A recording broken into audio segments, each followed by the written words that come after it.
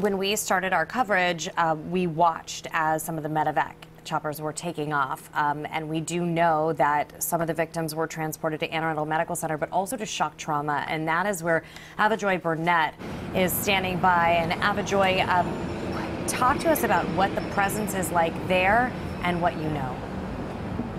Okay, at this moment, we do not see a lot of police presence here or other activity.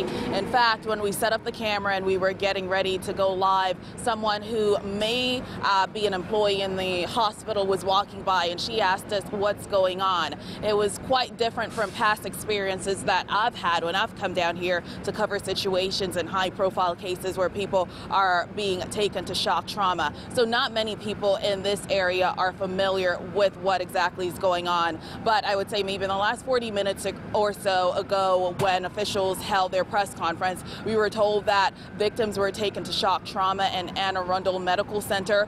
They did not specify how many people were taken to shock trauma, but I was able to get in contact with a spokesperson here at Shock Trauma, and they confirmed one person, at least one victim, is here at Shock Trauma. We do not know their condition at this time. That official was not able to confirm those details with me for privacy reasons, obviously. As for Anne Arundel Medical Center, officials did say in that press conference that 2 people were taken to Anne Arundel Medical Center. And given the proximity to the shooting there in Annapolis a little bit earlier today, that medical center put their location on lockdown. People were not allowed to come in. In fact, in their tweet, they were saying, visitors, we do not want for you to come over at this time. For all of the patients and employees and friends who were already in the hospital, they were urging them, they were asking them to stay within the building because they were on lockdown. But a little bit before 5 o'clock this afternoon, they did say that lockdown has been lifted. So once again, we do know that 5 people were killed. Unfortunately, at least 5 were killed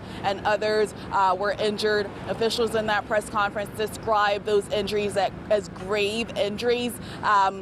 And we know that at least one person was taken here to shock trauma, and at least 2 were taken to Anne Arundel Medical Center. Something else that I wanted to bring to your attention as I was scrolling through social media, and we've been talking about the reporters who've been really doing their jobs, even though this has been a quite traumatic experience. One reporter said he was not at work, he was not in the building today, and he was on his way back to the scene, but he started to tweet the names of the people that were accounted for to be safe.